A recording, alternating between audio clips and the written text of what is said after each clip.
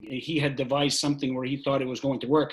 Ironically enough, 4 years later, I was lucky enough to become the head coach, and Steve Toddiff ran a punt back with 36 seconds left to tie the game. And I think everything that, and we eventually ended up winning in overtime over Waterville, but everything that Skip said, I couldn't agree more with, because right from the get-go, I became the guy we start our special teams during the first week every day at 7:35, and then we go about 30 minutes, and I always took it upon myself to do that, because I wanted to give the kids an idea of how important I thought it was. And one of the things, I guess, when you asked me to come on, I'm flattered you did, but I there's no doubt I coached some teams that were pretty good, and I coached some teams that were not so good. And when I had kids that really bought in and said, "Gee, you know what? This is important," we were real good. And I thought about this too. Phil Barassa, was a great player for me, and he ends up winning the Fitzpatrick Trophy. And Coach Landry and I went round and round about this. I talked to him every day during that 03 season. He said he thought I was nuts playing him as our kick and punt returner. Well, he was pretty dangerous that way. Well, ironically enough, in the Western Maine Championship 0-0 game, he ended up getting hurt on a kick return. But I think that, looking back, I would have never done anything different. But I think we put an enormous emphasis on that, and that's just the way I was sort of raised in the program. And that's up until last year, we was still, our emphasis was pretty much what we did. Awesome, Coach. How about you, Coach McLaughlin? Yeah, I mean, shoot, if you ask me how much I would like to practice it, I would say 2 hours a day, hour meetings, all that stuff. I think like the challenge when you're the special teams coordinator is how to sell and motivate that to your team. I think that's a constant thing that I'm thinking about. And I think, like, as a special teams coordinator, it's important to embrace the fact that, like, your guys aren't thinking about special teams first just naturally, right?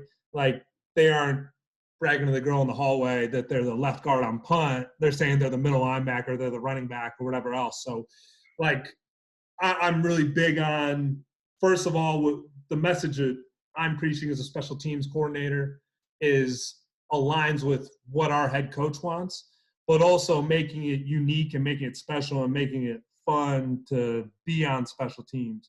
Because I think, like, the first chance a player gets to tune you out with something extra that maybe isn't the first thing that's on his brain, he's going to do it. So, things that I've done is, like, make a lot of different incentive programs. We print out pictures of our players of the week, or throughout the season, guys who block punts, make sure those are up on the wall. I find all kinds of goofy, weird, motivational videos.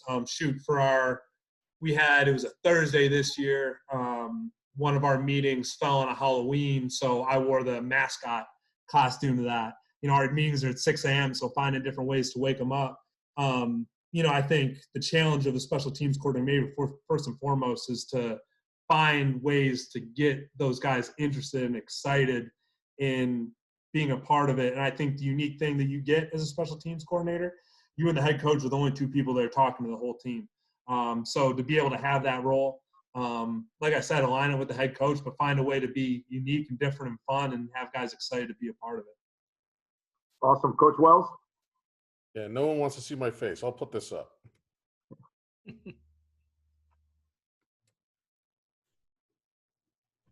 Let's see if I get this right.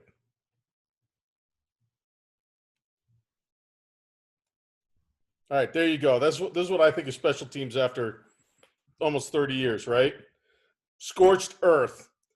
You need to burn the field down with your special teams and get the kids to believe in it. So, like, after doing all this stuff, this is kind of what I believe in special teams. We're a spread punt team that does we can multiple formation. We can do a lot of stuff out of it, but it's pretty simple, but it's pretty spread out and aggressive. We're going to come after the punt 99.9% of the times we're in punt block mode.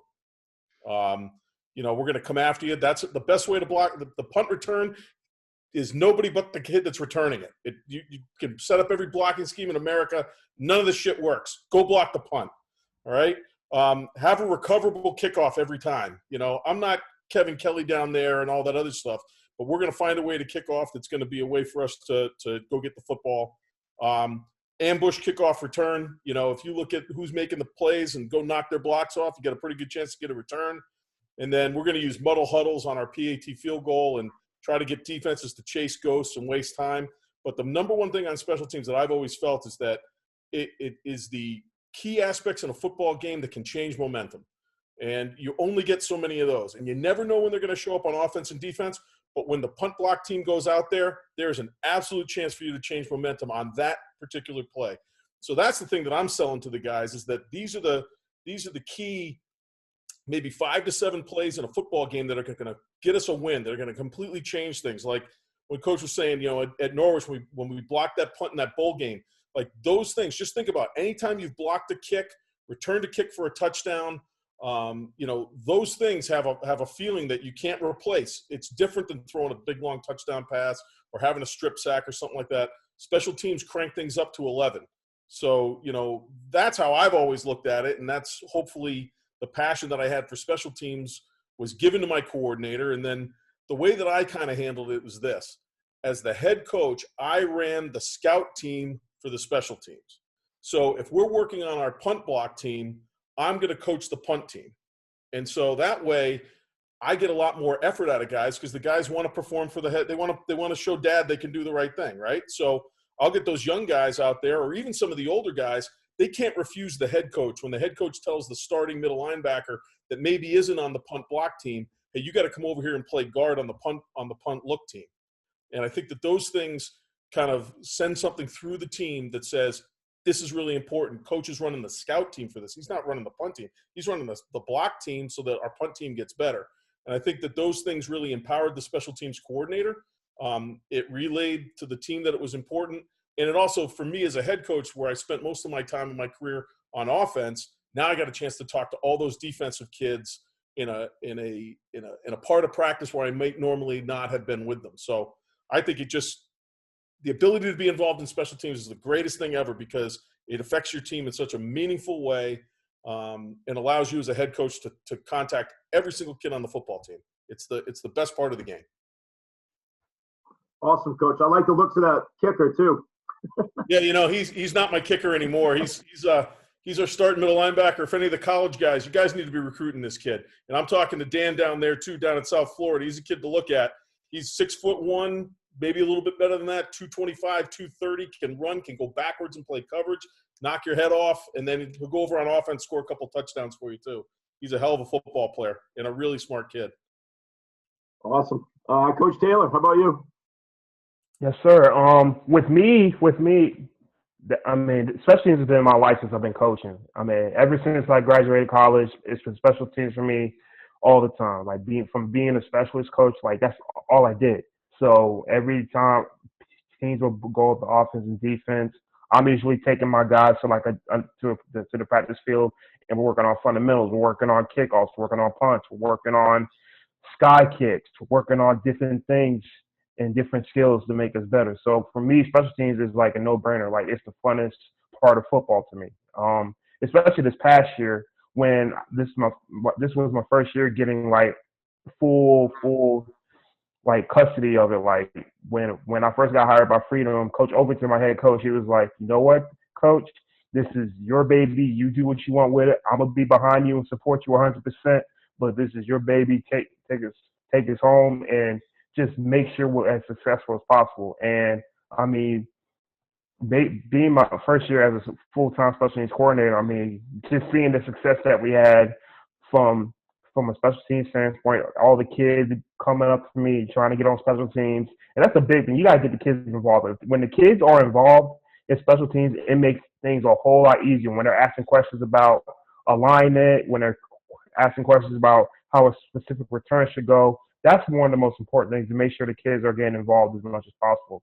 And then with me, I have a great coaching staff that's behind me, and you know, I give them pointers on certain things, or they give me like certain kids. It's like, hey, this kid play on special teams somewhere? Can they be on punt? Can they be on kickoff, kick return? Can we get them on a fake or something? Just little things like that to motivate the kids, because when the kids buy in, that makes your special teams a whole lot more fun. It actually makes it one of the best aspects of your game, especially when you have like a game-winning field goal. Like there's nothing better than having a game-winning field goal to beat a rival, or just if you're down by 2 and you need a big kick. There's nothing better than a special teams play to win the game. Nothing better. Awesome, Coach. Coach Russell? Yeah, I think philosophically I'm in line with Coach Wells in that it's a huge momentum swing. It's an opportunity to change a game. Something that we talk a lot here about is, if you talk to a room full of football coaches, pretty much everybody's going to say special teams is important to them. Go out to their practice and watch. Is it really important to them? Are they actually putting the time in that they say they are? So that's a big part of it. Like Coach Capone said, something we do as well is during our specialist period, prior to practice, having those kids snapping, having those kids holding, having those kids kicking, having those kids punting, but also those other kids working on their techniques too. So we have a station where the guys who are on the punt block unit are working that technique, coming across, blocking it with their eyes, all that stuff. And we have one where wherever our protection, over the years we've changed punts, but if we're more traditional, they're kicking on a rail, working those kick steps. Whether it's 5 minutes or 10 minutes, they're doing something to work on the things as a specialist that, again, isn't a kicker, snapper, holder, still working on it.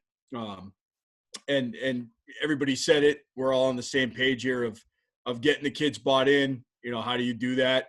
There's a lot of different ways. At the college level, I think it's nice because that's kind of the carrot a lot of times with freshmen. As you say, you want to make an impact. The first chance you get maybe is to get on a special team. And then how do you get on a special team? Well, you go out on a scout team. So, we're going to say we're going to punt today.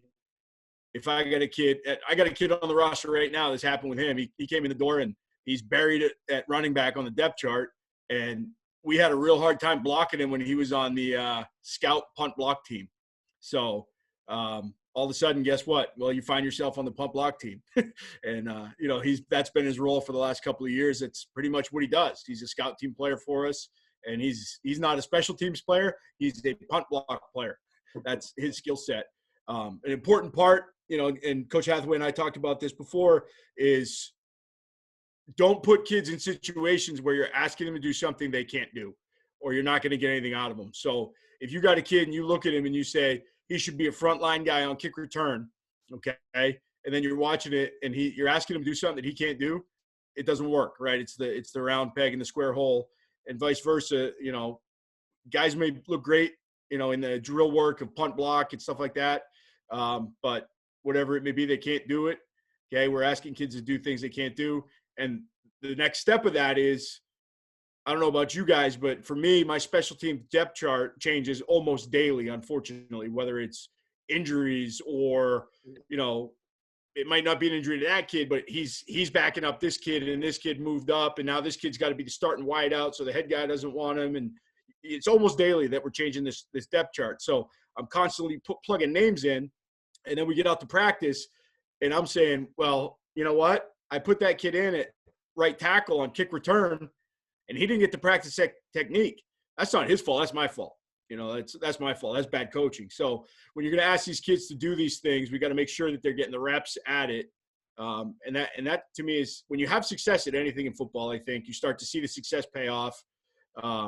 That creates buy-in too, right? You see the results, you see it pay off, and then it just kind of snowballs from there. So the biggest thing I think, from a philosophical standpoint is make sure that you're putting your money where your mouth is.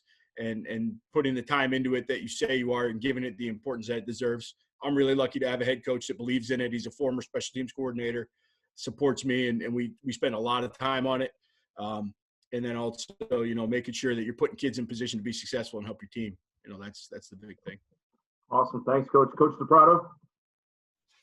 Yeah, I think a lot of similarities what everybody's saying. Some of the philosophical things, we say it's 1/5 of the plays. So from 2018 season, we did a statistical analysis. 1/5 of the plays was special teams.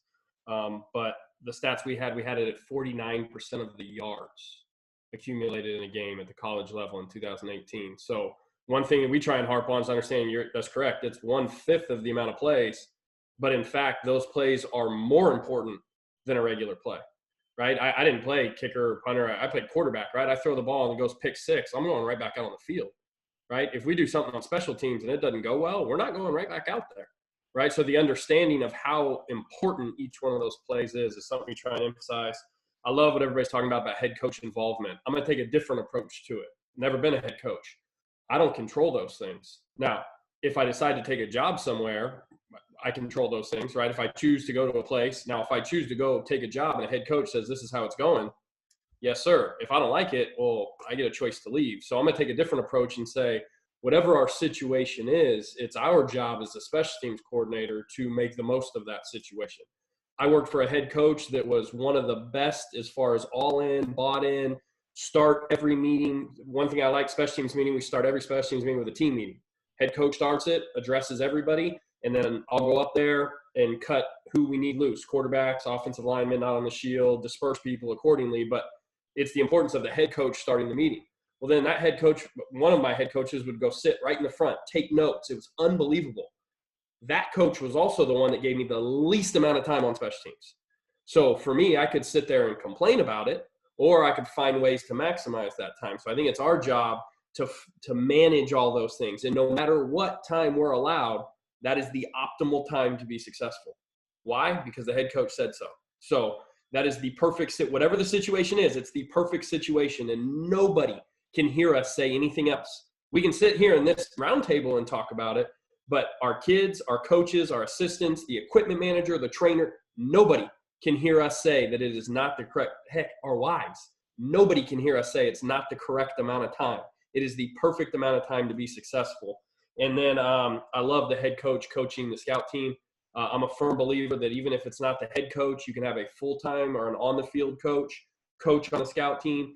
Also, if you have, and again, we got all different levels here, if you have GAs or high school freshman coaches, give them a responsibility on a unit. My first year as a GA, I coached the right wing in traditional NFL style punt. That was the right wing with a right-footed punter. It was the most important guy on the unit.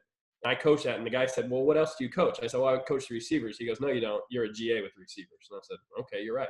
He said, the only thing on this football team that you coach is the right wing on punt. He goes, so if it doesn't go right, the head coach is going to come to you and say, what's going on? I followed those kids to class. Like I mean, I went and made sure that they knew. I sat by them on the plane, on the bus. Like I knew exactly. They knew. I knew they were the best right wings in America, because at the end of the day, it was the only thing I coached. So if you can have a freshman coach or a GA, don't have them hold scout cards on every unit. They need to on some, don't get me wrong. But we try and split ours 50-50. When you tell those guys that, you also get to see, can they coach? You're evaluating them because that's the progress you want to see. You might have a freshman coach that you see coach and you're like, God, this guy's great. He might earn his way up. So I think it's our job to make sure whatever we get, that is the perfect amount of time to be successful, right? How we do anything is how we do everything. So making sure that they understand that we live that standard all day, every day, and we'll find ways to be successful. Awesome, Coach. Thanks. My dogs are going crazy here in the background, so don't mind that. But I want to ask Coach Taylor, Coach Jarrett, Coach Wells, and Coach Capone, because you guys are working at the high school level right now. In terms of using starters on special teams, what's your philosophy there? Are you, Coach Jarrett, I have a feeling I know what you're going to say, but are there certain teams that you're willing to use them on, or certain positions? Like as a return guy that you're willing, but maybe other places not, or is it just full go, whatever? Or how do you navigate that? So, Coach Jarrett, I'm going to start with you. And I'll go back to what I had said. When we were really good, we had kids that were dying to get on special teams, and we had a 25th anniversary of one of our teams, and I was taking a look at kickoff, kick return, punts. And then, some of my assistants that were there, they said, one of the things we did typically when we were, especially in the early part, when we were at the A level and we were playing, TA was always the mark of the time of year where we revamped all our special teams. We said, okay, and we put so we would use starters everywhere, and then we hope to go, more than 2 or 3 weeks into the playoffs. And back in the day, we seemed to go pretty deep into the playoffs. And I'm convinced that was probably the biggest hey, put it this way, like a lot of the gentlemen are saying here. You think about how many big plays happen on special teams, and let's face it, when you get those players that are saying, hey, this is important, and not only that, that it's funny because then you want to give a kid a blow on kickoff, and you make the change on kickoff, and then his shoulders drop and he's really, really pissed off because he took pride in that, and a couple of things that I thought that we did, when we announced the offense or the defense, a lot of times, when we made it important, we denounced the honest to goodness, the punt return team and the punt team. We had T-shirts. It was and we'd play a song at Waterhouse. It was Dirty Deeds Done Dirt Cheap, and we had a T-shirt where we had a special teams player of the week, and the kids killed for it. They really did it. They took great pride in it, and I'm a firm believer. And going back, and I think over the last few years, I might not have been. You're worried about now. It's about concussions. And us trying to minimize the. During my first go around, I don't remember having concussions, and then now we're trying to pull kids out and minimize their. But the fact is that I thought the best players I ever coached wanted to play, and you know what? And I think that was part of why we were good, and some years why we weren't. Awesome, Coach. Coach Taylor, how about you? Same thing that Coach Kern said. I'm a big believer on special teams too, for starters. At my school, we only had about 80-some kids. So 80-some kids on the program. So basically, if you're not starting on special teams as a starter, you're at least a backup on there. All the backups should know how to do certain special team skills, as well as the kids that aren't really starting. So with me, all my returners that I've had on kick return, they were all starters. So the formations that I ran obviously a 5-3-3 and then a 6-3-2-1 for a kick return. And all three of my returners were starters. Either they started in the secondary, or they were like started running back, or a starting receiver. They all played on special teams some sort of way. Like, for another example, all my DBs, or all the DBs that had playing time, they were rotational. They were being in the rotation for punt. Same thing with punt block. You get your best DBs, your best linebackers, and you get your best DNs. They're playing punt block and punt return. And the same thing with kickoff. Kickoff, I usually like to use linebackers, DBs, DNs, or a running back that knows how to tackle really well. Especially with starters, I like my starters to be at two positions on kickoff. I like to put them at the 3s and the 5s. And the 3s and the 5s, their job is to do one job only. Get to the ball, make the tackle, make the play. And then also on the 1s, you want to put your fastest guys at the 1. So in case someone breaks a boundary or a returner tries to break it, you have the fastest guy there to hawk them from behind. So with me, starters are like very key special teams. Once the starters buy in the playing special teams, then everybody else will follow after. Awesome, Coach. Coach Wells, how about you? Yeah, I mean, I think it goes back to what Dan was saying about 1/5 of the plays being special teams plays. I'd rather rest a guy on first down than rest him on special teams. I think that it's that important. So, what I try to tell the guys is this: the most reliable people on our football team play special teams. The guys I can trust the most, the guys that are going to be accountable, that are going to be reliable, those are the guys that play special teams. So the kids already know that the best thing that they can be is everybody wants to think they're a reliable guy and they're a team guy. Well, I just put it right out in front of them. The most team first guys are going to be these guys on special teams. So they want to be on it because they don't want to be perceived as not being that by their peers. Does that make sense, right? And it hasn't changed from when I had 120 guys as the head coach at Endicott to having 35 guys as the head coach at Kingswood Oxford. It hasn't changed. I think if you had to prioritize, I always believe that the most important two teams on special teams is your kickoff team and your punt team. So those are going to be full of starters. I will have no, even if we're trying to get a guy a blow, if he's on punt, he is on punt. If he is on kickoff, he is on kickoff. He's tired. I don't care. Rest him on defense. Rest him on offense. Figure it out, because we're going to have him on those teams. On some of the other stuff, okay, maybe we can have some wiggle room there on our kickoff return and on our punt block. But if the game's on the line, who are you going to play? And who wants to be in there when the game's on the line? They just have to realize that I'm putting you on special teams because you're reliable. I trust you. I think you're a team-first guy, and you're one of our best players. And they want to be out there. So, you know, I really haven't had the guys hang their heads once they're a starter. I'll tell you what. This is a true story. This happened one time for me, and I really learned a lot from it. We were really, really good in probably the best team I ever had at Endicott in 2011. And we lost to Western New England. They brought back 2 kickoffs for touchdowns on us in the same game. And the reason was this. The reason was this. I'm sorry, they brought back 1, but it was a key thing, and it was the key play in the game. A kid had finally earned a spot as a starter as a corner for us. Well, he was my number 1 guy on my kickoff team. That was our guy that made sure that nothing went up the sideline. That was his one job, and he was awesome at it. Wasn't a better kid at it. Well, he tapped out because he was tired because he was playing all this defense. He tapped out, didn't tell anybody, went up to his backup and said, "You're in."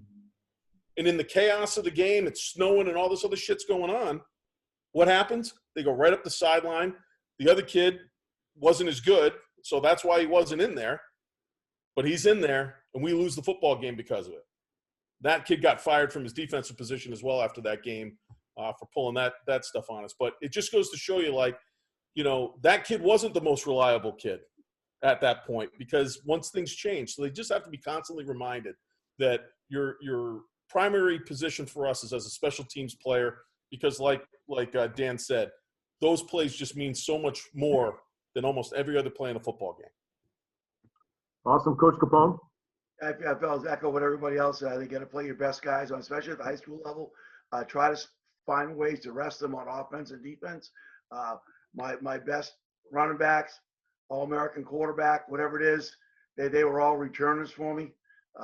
That was never an issue. Or if they weren't returning, they were covering kicks. They were blocking for kicks. All that was really important. You got to get those guys keep those guys on the field. I think it's a little bit easier at the high school level. So you're not talking about the volume of plays. I think while I was at Bates, having a 75-man roster, I think the cumulative effect over the entire season, you have to be careful with. So I felt there were some guys who would try to rotate in. Our top line guys might only be on a couple of special teams, but they were also ready. If I needed an Andrew Cookish, who was an All-American safety, and if he wasn't on the punt team, I knew in a crucial situation, Andrew, go in and slot, you're all set. I got you, coach. He'd go in and make a play. You know, I think that we really tried to monitor their reps. If we get into drills and stuff about some of the specialties, you'll see what we did. But I think being able to monitor those reps over the course of a cumulative effect is no different than contact in practice. You know, running, covering kicks all game long. You're out there if you're a starting defensive back and you're out there for 90 snaps.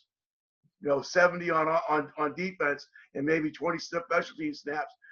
Maybe that one game you can do it, but can that kid do it for 9, 10, 11, 12 games? I don't think so. My opinion. Awesome. Thanks, Coach. Want to get into a little bit of drill work, and then we'll talk schemes after that. So, Coach McLaughlin, I'm going to start down there with you. And I'll go around the horn on this. If everybody could give me one drill that you feel like is, one of the most important drills that you do each week with your special teams, whether it be covering or protection or whatever, what would it be? Yeah. So for us here, I get kind of 5 minutes on Tuesdays for like general special teams drills. And the big thing I've done, and I'll share the screen here really quick, but we actually do, for the most part, a tackling Tuesday. So I think, obviously, like, tackling is so important for every aspect of the game. And part of that I like about it is that it's helping out our defense too. But you get it for two different aspects. So I think one of the unique ones that we did, I think everybody does some of these other tackling drills. Just give me a second to find it here. Oh, it might be on this one, actually. But to even take it a step further and steal some extra drill time. This is one that we kind of developed as I went through the season this year. We had issues with a couple blocks in the back, which is just obviously terrible deal. Everybody wants to avoid getting those type of penalties. So we actually did like a combination drill here. So what we're working is the inside guy on this one is a punt return guy. Outside guy is a punt player. Or same thing works for kickoff return. Whistle blows, the guy who is on the coverage unit is working to put the guy on his back, right? We want to stack as we get down the field so he doesn't have leverage to block us. Now, as a punt return guy, once he sees the back, he knows I'm useless. I can't block this guy. I have no leverage to block this guy before he gets to the returner. This is our coach who's working as a returner here. I turn back and I find somebody else to block now. So that way we're getting work on both aspects of it. I'm running the drill right here. This coach, he's working the punt guy, making sure that he's stacking. And then once we get here, we talk about near foot leverage when we make tackles. So we want them to be able to stop their momentum, getting great leverage, and both be in front and inside right here. So we're leveraging the returner the way that we want. And then we have another coach back here who's specifically coaching the finish. Now we just have the next guy in line pop out, and he's acting as the guy that we're blocking. So getting in, we talk, one thing that I talk to all the special teams, we call it rules of engagement. So how we approach players that we're coming in contact with. We want to get hairline to chin, tight hands, moving feet. And we coach that, again, with pretty much every way that we come in contact with an opposing player. So there you see it right there. So here's another one. So again, really, you're getting work on all 4 units doing this. Again, want a near foot leverage. He gets you on your back, turn, and then get a block on the next guy right there. Kind of the next progression of this now. If the guy that's blocking you, again, punt return guy, if he's on top of you, we want to throw by. So we're punching the back plate, slingshotting ourselves through. There you see Lewiston's finest, Mr. Landry right there doing it. Getting in, again, getting that near foot leverage. And now, once he establishes you on outside leverage, now you block him on the outside hip. So give the returner a chance to make a move out here. So again, we're able to work 2 different sides of this drill. And again, near foot, stop on the cone. So that's one that I really like, that I think paid dividends for us through the season there. Awesome. Coach DePrato, how about you?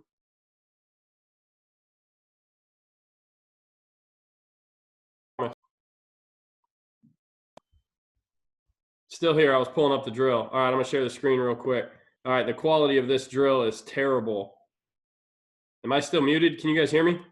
We can, We Coach. can hear you. Yeah, we can hear you. Perfect. Says I'm muted. That's terrible.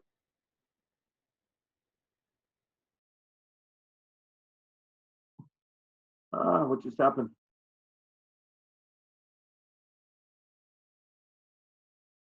All right, here we go. Quality, I apologize. I forget who it was, touched on it, said you could possibly end up with a guy in on a special team that hadn't had a rep at it, right? I found myself in that situation a couple times. So how to maximize those opportunities. Let's go hands team, for example. Okay, when we go hands team, you're saying, well, wait, we're at the 35-yard line going in. And I apologize, the quality. I didn't check this film out. I just grabbed it off the server here.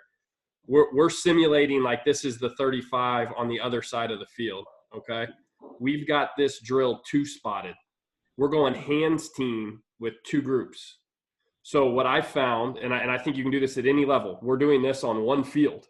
But what I found was I was putting kids in situations on hands team, for example, that had 0 to 1 to 2 reps tops at a particular position, because when does hands come? Well, it comes at the end of the game. What happens? People get hurt. People get banged up.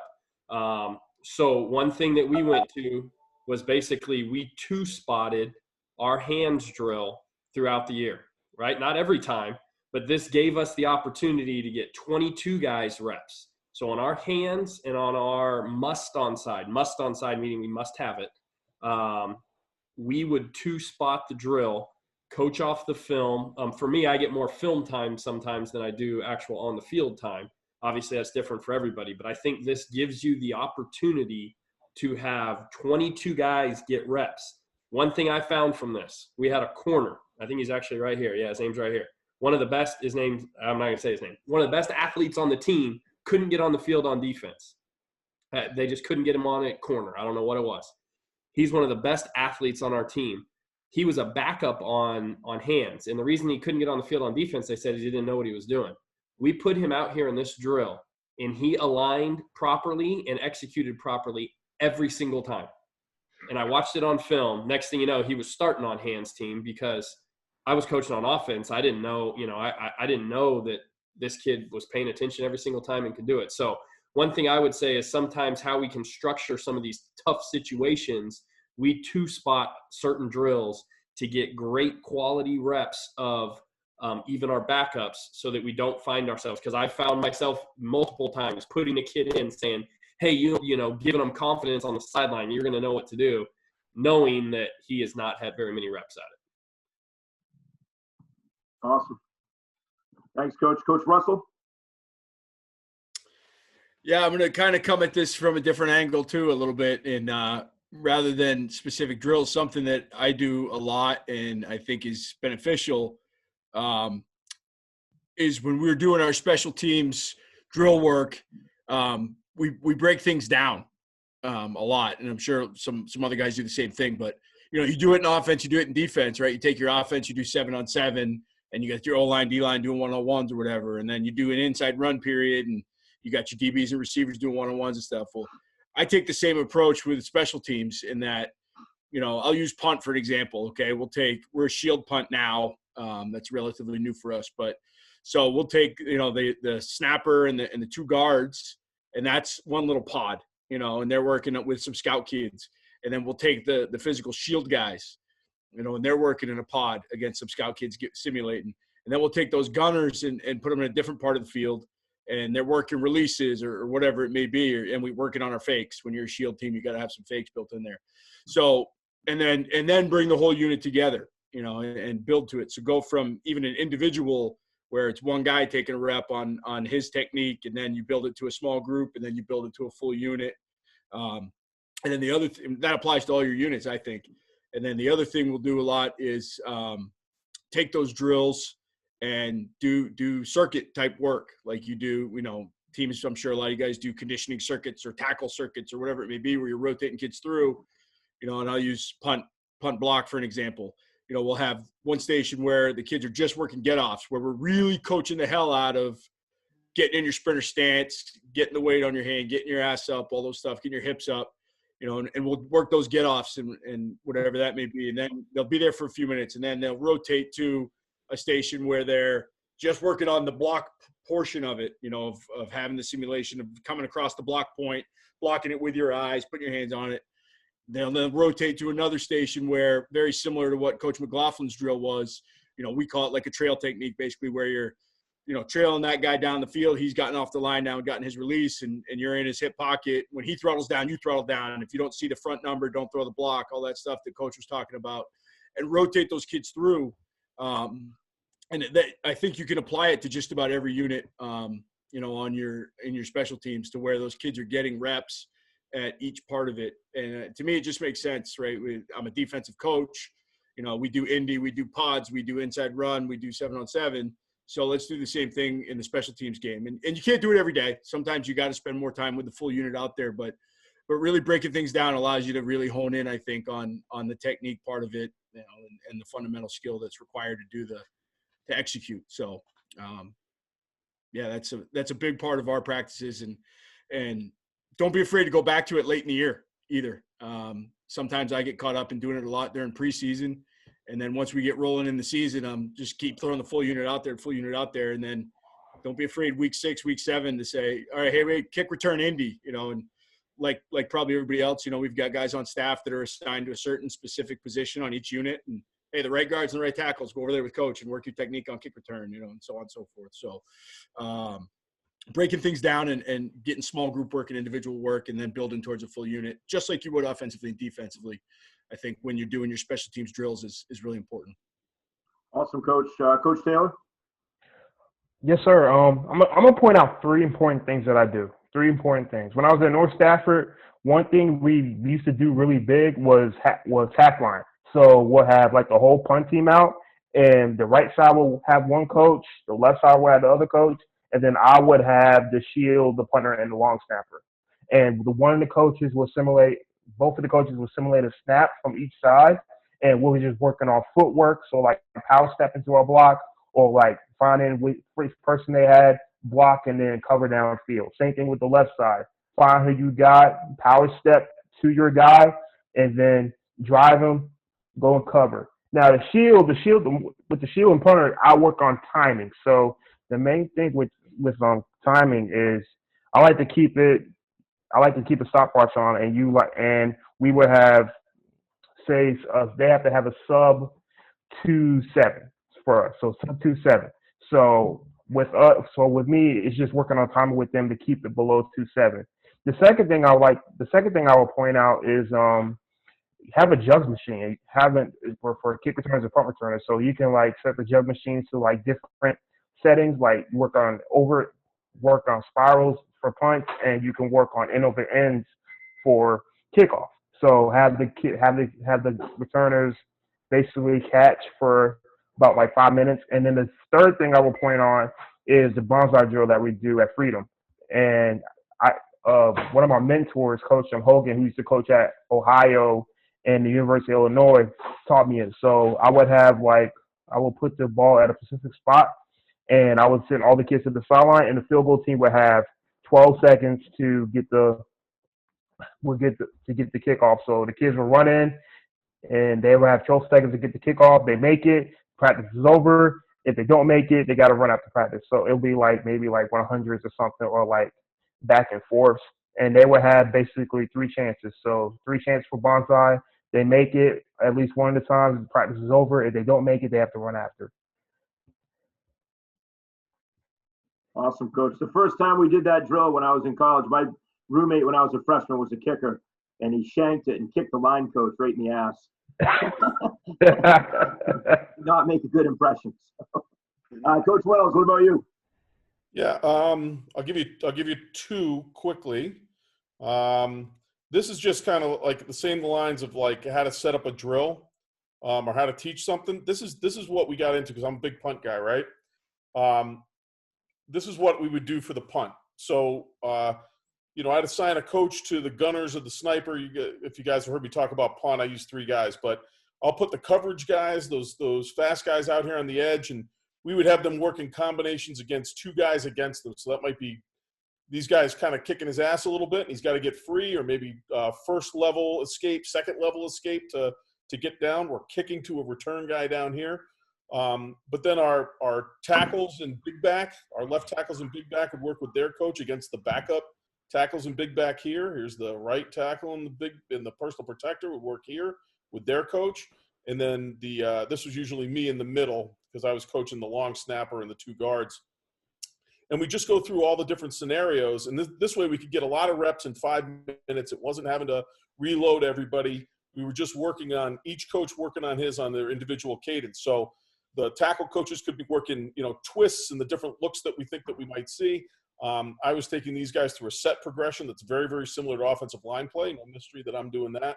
And then our centers snapping and our punters punting. So, it got kind of all the team involved and allowed all these other coaches to kind of coach their positions so that if we did that for 5 minutes and then came together for 5 minutes, in a 10-minute period, we'd hit everything that we thought we had to hit on the punt team. And everybody got coached. It wasn't just lining up the punt team, we kick, and I'm trying to watch all the 5 guys. It was just a good way for us to do it. The other drill that was a really great special teams drill was we used to call it punt downs, and it was essentially we had 2 long snappers and 2 punters, and they're kind of back to back competing with each other with their own group of guys that cover. So it might only be 5 guys covering at a time, and they might all be lined up. So it's a little bit like a kickoff coverage drill, a punt down, trying to down it inside the 5, but we're kicking on a short field in opposite directions. And, a punt that was downed on the 5-yard line got a point. And then it was 2 points on the 4, 3 points on the 3, et cetera, to 5 points if you downed it on the 1. And then we would just call out different situations. It had to be outside the numbers. It had to be in the middle between the hashes. And you kind of told them where you wanted them to kick. And that was a great one from the punter's standpoint of getting to put them in all these different situations. In a competitive situation, you give a final number that the team had to reach. The first team to 50 wins. And it turns into a conditioning drill for the team, but they're having a ton of fun because they're all sprinting down trying to keep the ball in bounds. They could lose points. The ball's outside the 20 or a bad snap is a -2. And so these guys, and they're all trying to do math. So it's like it's an academic drill. They're trying to add shit up and subtract things. But you see the guys, they go crazy. And it was one of the best things that we ever did. It's football-related conditioning, and you're hiding the conditioning. So those are the two things we did, kind of how to set up, how to coach the punt team. Doing that in the competitive environment was really good for the team, just to get full speed work, running down the field. Everybody's doing it, even the linemen. You might say it has to be all 5, it has to be offensive, defensive linemen covering, on your team. And so they figure it out. It's fun. It's awesome. I like that. Coach Carrot, we'll go to you and then finish with Coach Capone, and then we'll get into some scheme stuff. A couple of things that, and I'm trying to think of some specific things, but on Sunday mornings when I met with my staff, one of the very first things we did is we talk about are we missing some kids either on offense, on defense. The very second thing that we always addressed was how we get better on special teams. So then on Tuesday, that's what we would address. So let's say, for the sake of argument, that the Gunners did the people that were on the Gunners did a lousy job. Then you know what? I would take those kids and I would do a much better job of holding those people up, because how Gunners, we do it all the time. We take our best, most aggressive people, and they're our Gunners. And the point is that every week we do something. We did for a conditioning drill, we also did something where, we call it lower your fanny drill, 5 yards from the ball carrier. They all broke down, and we had another guy with a bag running ass over tea kettle, and we had to, and it became a fun drill because, it was physical, yet it was a lot of fun. And like Coach Wells said, we disguised a lot of conditioning that way. The other thing that I thought that we tried to, with the exception of kickoff, because we just didn't do a lot of it, but we tried to work on each special team twice during the week. That gets hard because you try to devote 20 minutes of your practice to punt return and then punt or what have you on each day. That was difficult, but we really tried to do that. And kids really like to work on our fake punts. They love that. They were all paying attention. We had 4 or 5 that we used regularly, and they knew that if they took it seriously, we would do it, and I would trust them to execute it. And I think kids really, really enjoy that part of the game, and it keeps them engaged because all of ours were done by color and number, and so they knew they had to pay attention out there. Awesome. Thanks, Coach. Coach Capone? All right, guys, I got a couple. One, I want to build on what Coach Russell was talking about, also Coach Wells.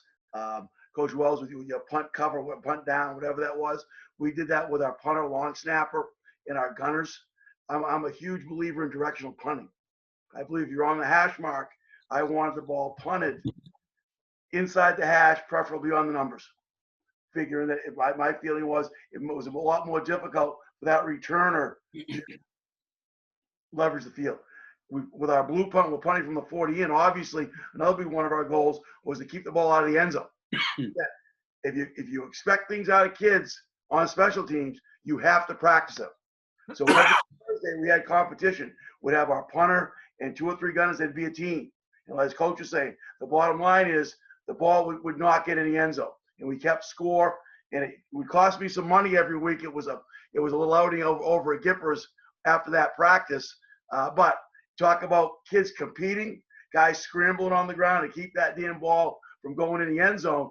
And quite frankly, we had that happen a number of times during my tenure. Going back just quickly for drill work, in terms of punt, I broke our punt period basically into 3 segments. One obviously was protection. We'd come out, we'd protect one side, then the other, just protect. I'd get it on video. The next phase, get right back on the line, was we call the exit angle and get to your landmark. So now we were vertical setting, we were spread punting. We're going to kick slide, get back, and we're going to get to our landmarks at 15 yards and buzz our feet. So again, our kids were not covering full field. The last phase, as I called it, close the net. You got those kids, those 7 guys on the spots, buzz their feet. One coach, I always had the ball thrown because if you punt it to a kid, it ends up going right or left or on the ground. There was one thing that really peed me off was when you're working on your kickoff return or something like that, and the ball ends up on the ground and screws up the drill. Okay, blow the whistle, and the kids go down, and they'll close that net, keeping the ball on their inside shoulder, tap off, and just a good way of getting that concept of all getting down there together and being under control. And again, because of where we were numbers-wise, both at high school and college, I don't see the need to spend 10 minutes full covering punts. I think that's 15, 18, 40-yard sprints, and that to me is counterproductive, in my humble opinion. I think if you can break it down, you're going to get the same thing out of it. I'll be quiet now.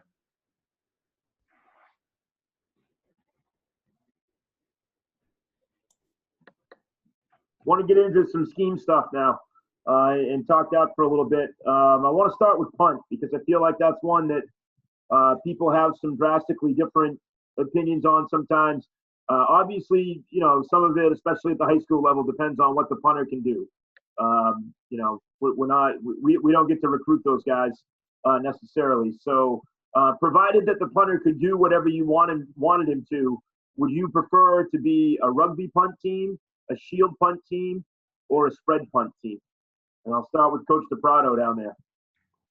Well, that's a great question. I would say personally, I'd say shield punt team. To me, I've done NFL pro style, kick slide. There's just a lot of teaching, and it takes a lot of time. But I think back in the 90s, Wofford came up with shield punt, and it initially started with 6 defensive backs, and they literally just released them down the field. They didn't block anybody, and that was the whole purpose of it.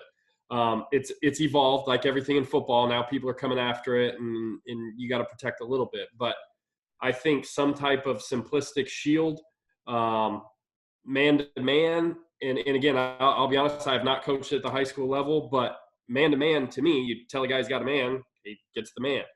If one person does screw up, then obviously you have an issue. Same reservation you'd have on playing cover zero on defense. But I do think there are some simplistic zone schemes.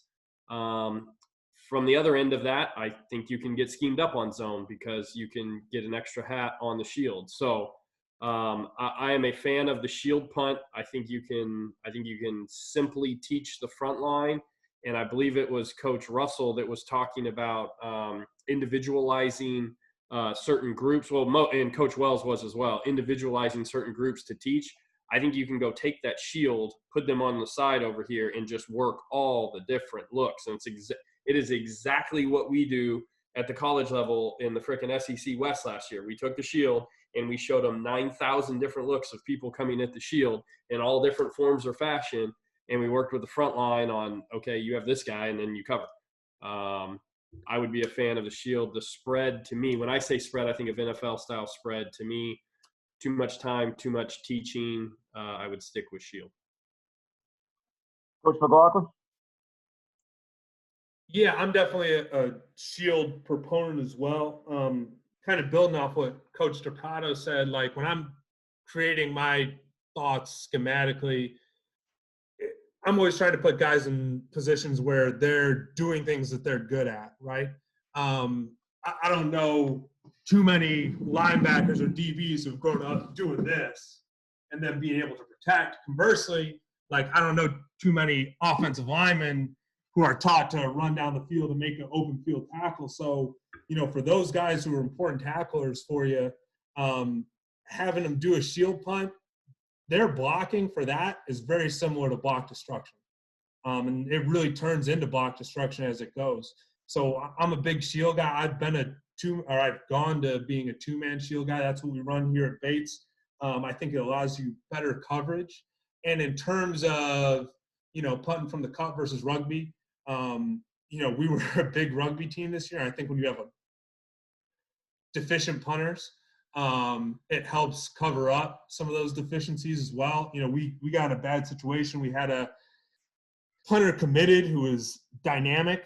And then after our application deadline, he said he got a walk-on opportunity at Georgia Tech, and he decided to take that instead. So we ended up actually using 3 different position players at punters throughout the course of the year and having them be able to rugby and do some different things. And a lot of you guys know Tyler Bridge, like, you know, especially when he's an unbelievable punter. Oh my God. But he was a lot more comfortable being able to rugby and being out of a 2-man shield too. I think it makes, you know, a lot of those rugby things easier. But after he got hurt and we had to go to some other guys, it became, I think we were 68% rugby this year, just because it was a lot easier for a guy who wasn't great to be able to get the ball on the ground and roll it and be able to get, you know, some good field position out of a guy who wasn't a tremendous punter. Awesome. Coach Russell? I am now a shield guy. I was devoted to the spread pro style punt. I'd been for a few years, they were trying to talk me into shield, and I was really resistant. And just so you know that I'm not irrational, my reasoning for being against the shield was, for whatever reason, when we started facing a lot of shield teams, just the film, we were getting more, and I couldn't tell you from scheming it if this was why, it just happened this way, but we were getting a lot more pressure on shield teams as a punt block unit than we were against the more spread teams. So I was really resistant to it. Now, in hindsight, knowing now what I know about the shield, those teams just weren't very good at shield. But yeah, right. But to Coach Del Prado's point, there was a lot of teaching involved. You spend a ton of time. You talk about doing Indy on punt, like we were spending a ton of time kicking on a rail, punching, releasing, all that stuff. But what actually made me change was that for the last few years, I had a really, really, really good long snapper on our roster. Exceptional.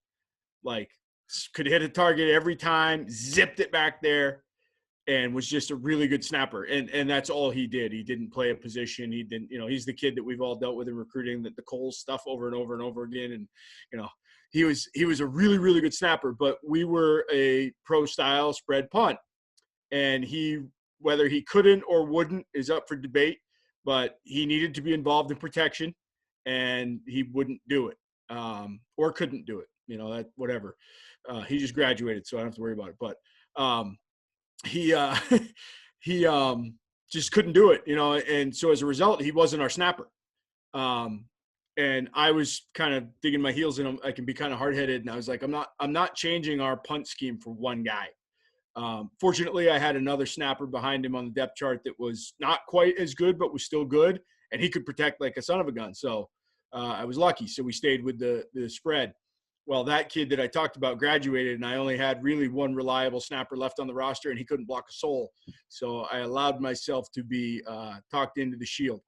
And to get to Coach Capone's point, I'm a huge directional punt guy. We had a punter this year that we did not rugby punt, but he occasionally would if there was ever any kind of breakdown.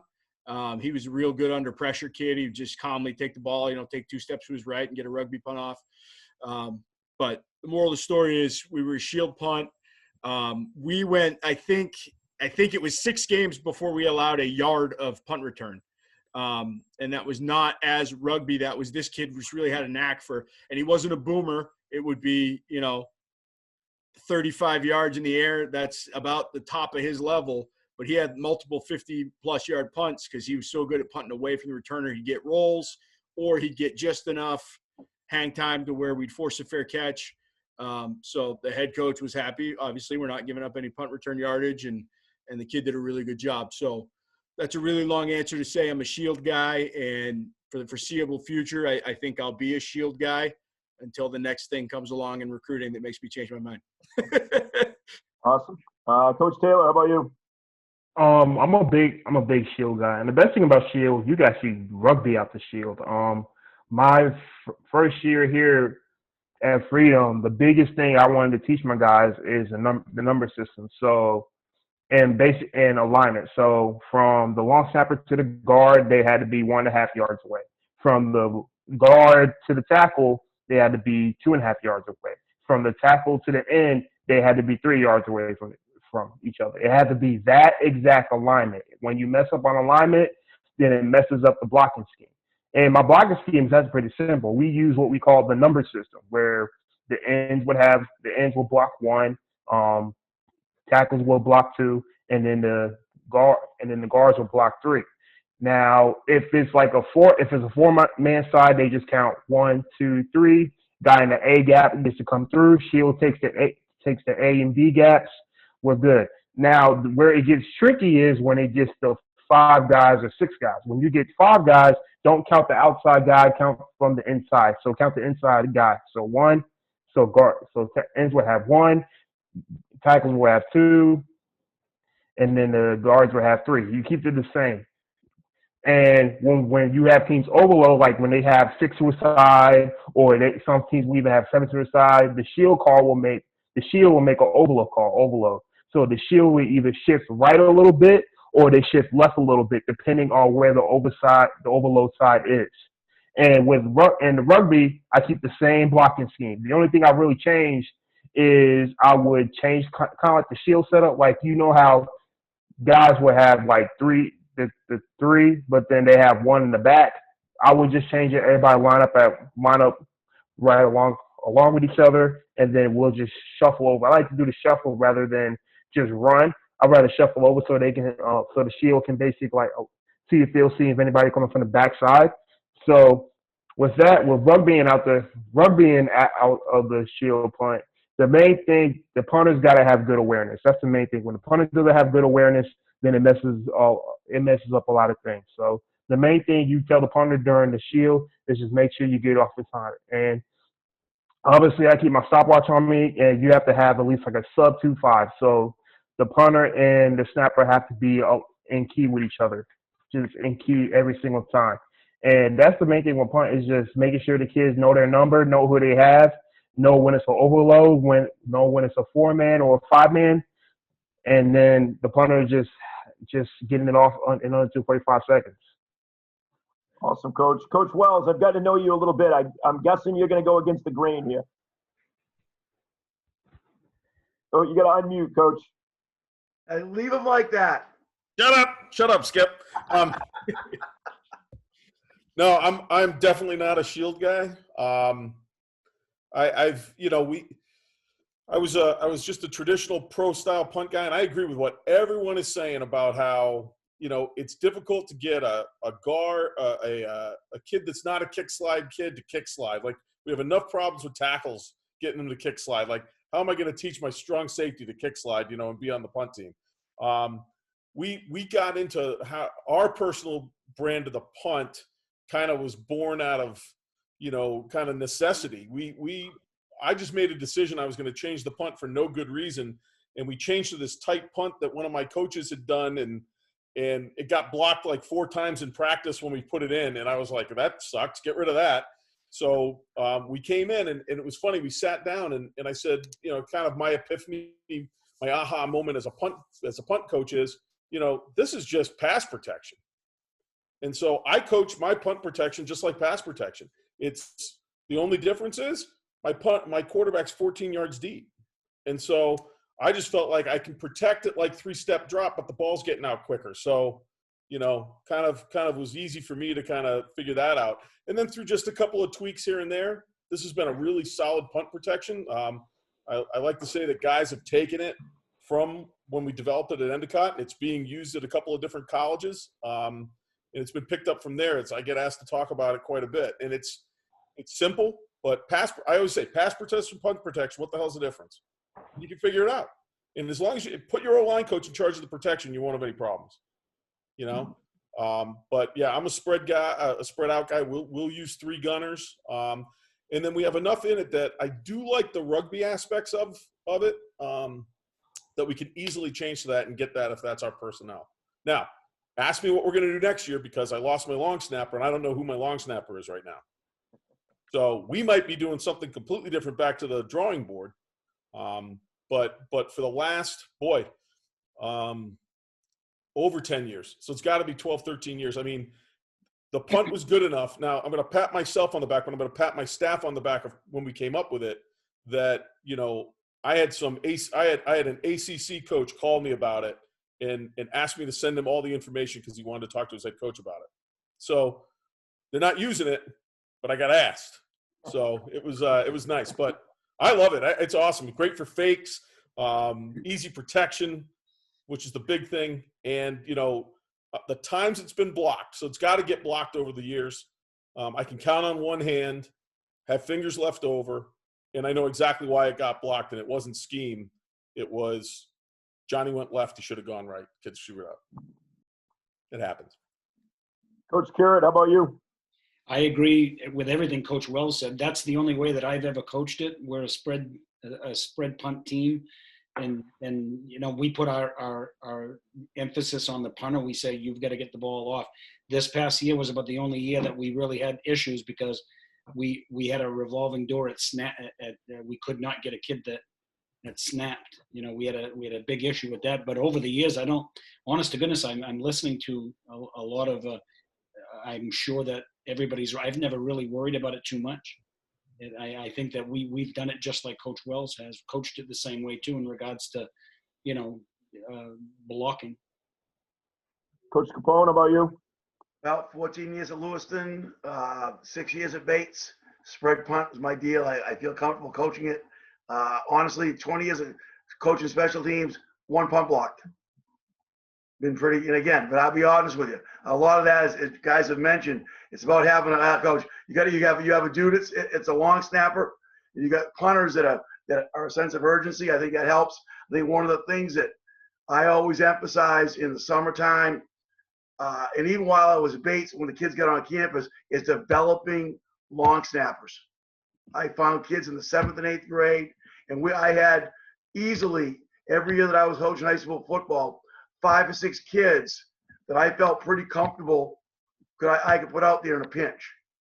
And the same thing in coaching the offensive line. I want to have 5 or 6 kids that can snap, especially if we're in the gun.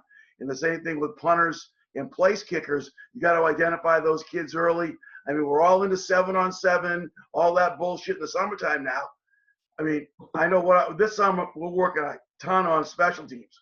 Not only punters and place kickers, snappers, but also coverage stuff, protection. Even if we got a social distance, there's stuff we can do working on our kick slides that are totally forgotten by a lot of. I was a culprit. I worked on the kickers, punters, and snappers, but some of the other stuff I didn't do back in the day. Now with that kind of time, I think that's important. But again, as JB was saying, I think it's great for fakes. It forces they've got 4 quick receivers they got to account for right now. And one thing that I always like to do if I had the chance, if I had either my starting quarterback, if he was a tough kid or a baseball player that could throw, he was my personal protector. So now with the quick snap, that ball's out right now. And I felt that was always something that guys knew. This crazy ball guy is going to do something nuts. And it forced teams to play a little bit more basic, and it worked out for us. But I really I'm sold on the spread. But I will tell you this: the more I listen to you Shield guys, and I'm thinking, now coming back to high school again. I don't think it's down, but it's different. I think we're going to have some things in, as JB was saying, being able to rugby or some of those things if we're struggling with the snap. Just give that different launch point, that kind of stuff. Awesome. So I would just throw out there too, for anybody who's watching this, Coach Lenson from UMaine, he coaches the kickers, the punters, the snappers, and the holders up there. We did a clinic with him one day, and it's awesome. I know, for me personally, I did some holding, but I was never that good at kicking or punting or anything like that, and I couldn't really teach it that well. And that sometimes you don't have that guy in your staff or whatever. Go and watch that clinic that he did on my YouTube page. It's unbelievable. Lenson's was awesome. It was good. Just nails, absolute nails. It was great. So, I know, sometimes we can coach up some of this other stuff pretty good, but you can't, you don't have a kid that can kick or snap, and that, defeats the whole thing. So, hoping to get better there too. I'll go back down to Coach McLaughlin. In terms of, we talked about, punt and kickoff probably being the most two in terms of priority, maybe the two most important special teams. What are you coaching your coverage guys on kickoffs?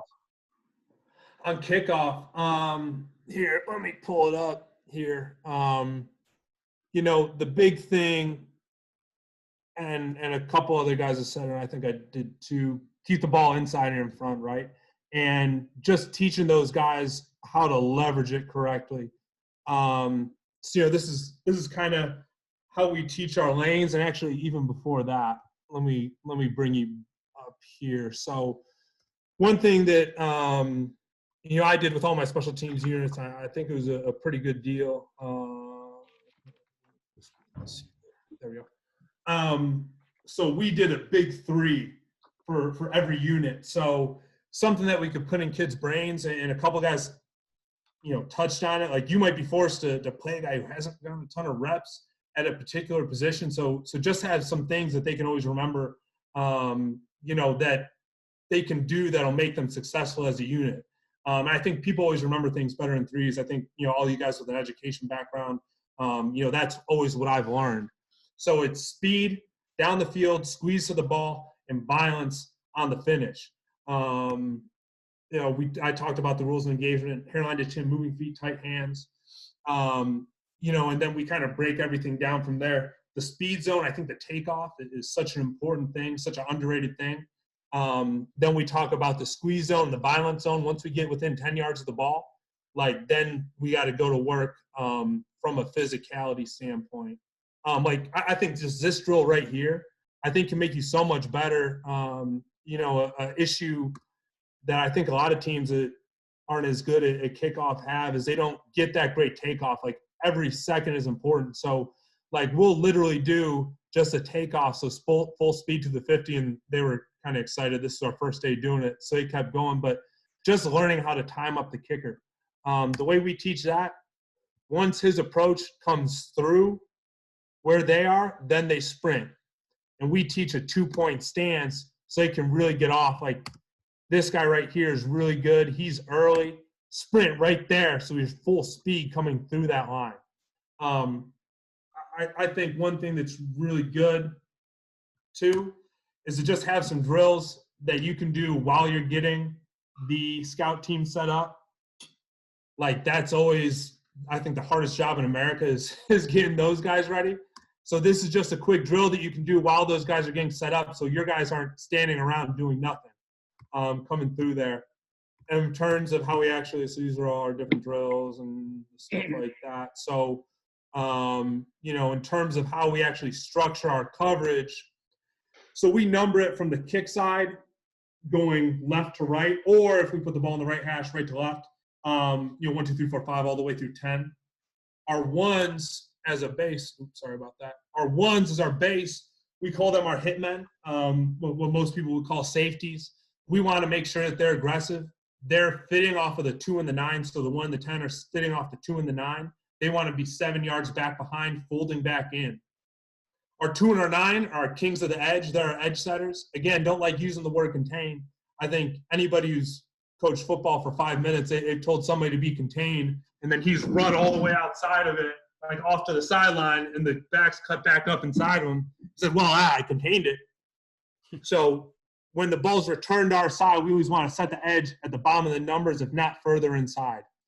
3 and the 4, and then when you're backside of the return, he's trimming fat off of that, working to get to the ball. 3 and the 4, they're our heavies. We understand that they're going to get doubles. They got to violently crush anything. Again, keeping the ball on their inside shoulder. Our 6 is our linebacker. He's naturally going to be a little bit of a slower guy. He's stacking either side, playing the leverage of the return. 7 and 5 are bullets. They're to the ball. They're spilling the ball. They want to make if they don't make the tackle, they want to make it change direction. And then 8 is our rat. He's trying to get anything back from the backside. So that's the basic way that we structure it. Our base kick is left, deep left, without taking too much time to go through this. Awesome, Coach. I'll also throw out there, I did a clinic with Coach Russell and with Coach Wells on kickoff. And those guys have some good stuff there too. So make sure you check out those. Coach DePrato, I wanted to come down to you and ask about coverage out of the shield. What are you teaching those guys on the shield punt in terms of landmarks or whatever? Yeah, I just pulled up a kickoff deal, but no. Give me 2 seconds. I've got a great. I'm very passionate about that, but it's going to take me a split second as I'm honestly not prepared for that. So I'm real big on how we teach our coverage on that, and it's going to be right here. I'm hoping. Not that one. 6:13. Sorry, Coach. I apologize. No worries. We're going to adjust to the curveball. Right here. Here we go. All right. So I'm gonna try and go through this quickly. Give me 1 split second to share the screen. All right. So real big on this as far as how we teach. You guys seeing this okay? Screen looks. Oh yeah, there we go. We got it. There we go. Okay. So I'm hoping I just threw it up where I started. Hopefully. Yeah, base alignment, 2-2-3. Everybody's different on that. We just talked about how we slide, depth. All those things are, I think, flexible. Don't worry about all that. It's going to get to. I apologize. It'll get to the coverage. So we talk about our protection zone. You got to spend some time in there. Then we teach alley, spill, contain, and then we have a finish zone, right? And everybody's job is to make the play. So alley, spill, contain. Who is it? We divide ours in half. Okay. We split our coverage directly in half. So we're a 3x3 shield punt team. We split it directly in half. Who's the alley player? So basically what it gets into is you got 3 guys covering per side. 2018, I did a study in the SEC over the last 5 years. Every single punt over, I think it was over 15 or over 20 yards. There was 2 main factors that always occurred. Number 1, you didn't stop the vertical push, meaning you let them get vertical. Half stop the vertical push. Number 2 was that one of your guys fit on the incorrect side. So we split it down the middle. We have 3 guys on the right. We have 3 guys on the left, right? It's a race to alley. So meaning the first guy down is the alley player. We don't give them a specific rule. I think you can teach this at any level, but it's a race to alley. So who's the alley player? It's the first guy down per side, snapper not included. What's his job? His job is to make the play. So every single person's job is going to be to make the play. I think that's personally, I believe I undercoached that for a long time. Like I taught the alley guy, okay, you got to cross space or you got to do this, or can you use the word contain, Garrett? I use it all the time. No, I'm just kidding. But the contain player, you teach that. No, your job is to make the play. Then it would be to contain, right? So make the play. Then his next job was stop the vertical push for the alley player, and then we aim opposite hip of the returner. We're going to cross his face, all right? So who's the alley player? So here's an example. I think there's a couple of them in here. Like we've split it down the middle, and then the first guy down. So here we show the ends, right?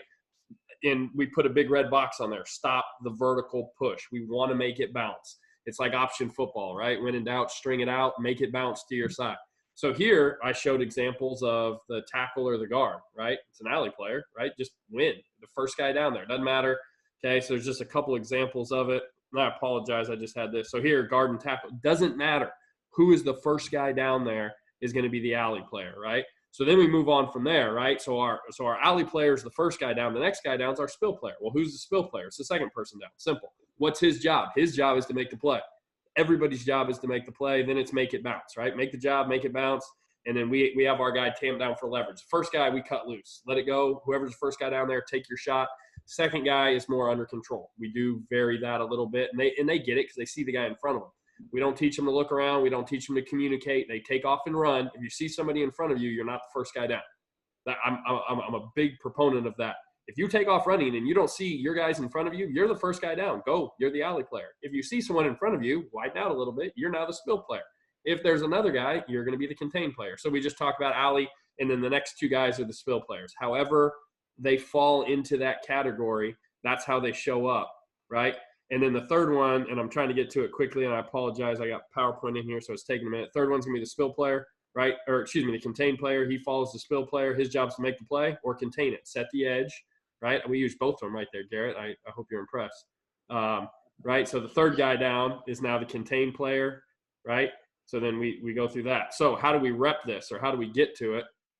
It's going to pull up here shortly. I'm going to buzz through all this. To incorporate your shield, we have mandatory contain, right? So we have 2 guys that go all the way outside, mandatory contain, and then we actually incorporate the middle shield and the punter. right? So we have all 4 of them in there as basically, call it quarters if you want.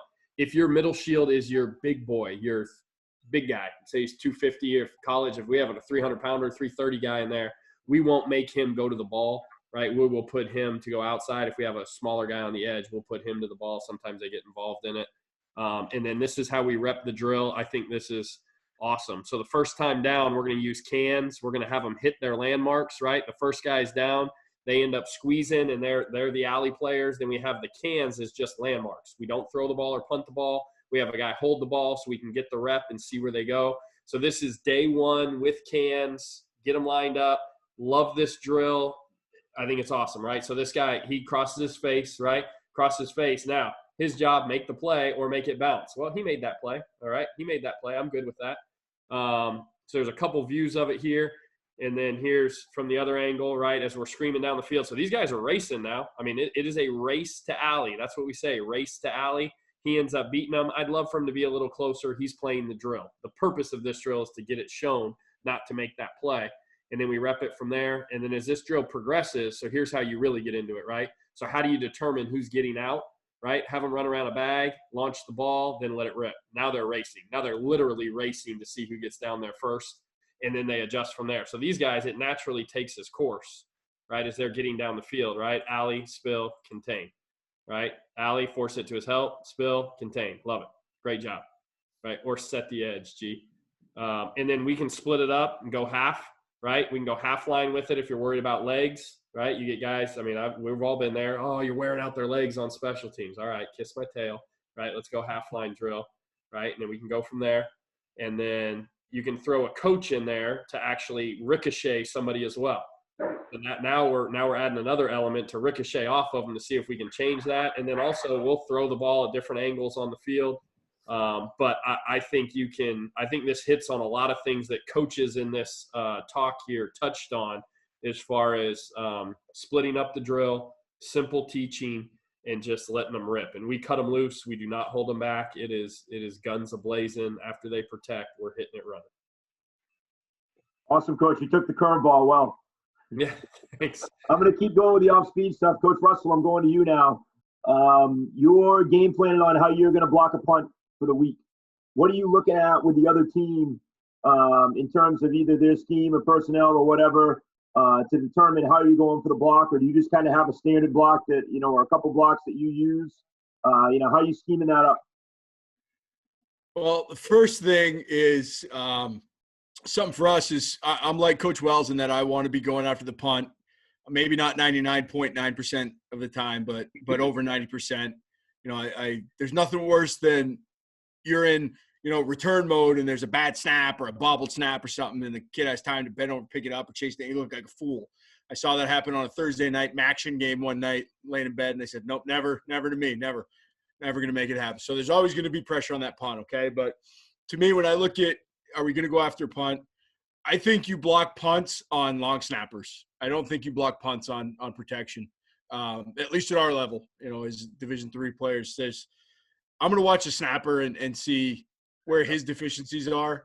I think when you see somebody that zips it back there and they have good operation time and it's clean, it's crisp, and the punt gets off, you're probably not going to get there. So as much as I believe in pressuring punts, I also don't believe in banging my head against the wall. So if they got a kid that's really, really good and they have great operation time and they're getting that kickoff, then that week we may be more of a return mode. Now, again, we're always going to have at least two guys pressuring the kick in the event there's bad snap or anything like that. But that's the number one thing I'm going to look at first is the snapper. Is this even worth exploring? You look at a team and you say, the kid's not very consistent or he's not very good. Some people just don't have a very good snapper. It's a rainbow snap back there. He's 1 out of every 3 hits the ground, whatever it may be. God, I hope it's not that many, but you never know. All right, so that's step one is snapper's not very good. All right, so I feel like we got something going here. Then you start to look at schemes, I think, and break it down and attack where the weak points are, much like you do, when you're drawing up blitzes, attacking protections. And I think looking at what some people do and I think we all in special teams, we don't cheat, but we take as much as we can.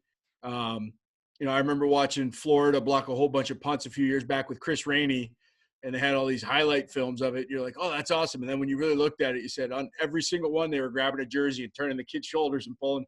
So, all right, we can't necessarily get away with that maybe because we don't have Chris Rainey to get through there before the kid gets off the block. But, whether you're pinning guys, and setting picks and having guys run through behind or whatever it may be, you take every advantage that you can. One thing that we do on punt block is we're going to align the same way every single time, whether it's block, return, block left, block right, block middle. Any movement or stemming we do is going to be post-snap because I don't want you to know if I'm coming after you. So I'm a big believer in – and the alignments may vary week to week, but I'm a big believer in that week at least. We line up, your punt team is out there, and you can't tell. The guys up in the box can't say they're coming after this one or they're not. We're going to look the same way every time. Whether we're crossing a face or something after the snap to get an overload, that could happen. You got to have some quick guys to do that or whatever. But I'm a big believer in that. And something along real quick along the simplicity lines of for us, and I see this list of attendees. I don't see any other new MAC guys, but I change it every year anyway. But for us in punt block and punt return, our returns are named after states.